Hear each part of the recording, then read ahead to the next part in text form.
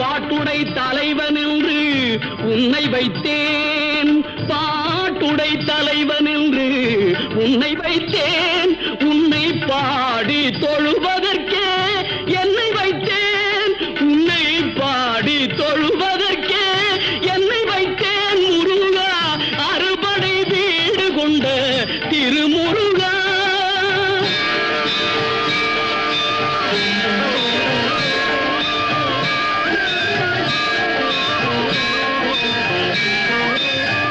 வேண்டிய மாம்பழத்தை கணபதிக்கு அந்த வெள்ளி பனித்தலையர் கொடுத்ததற்கு,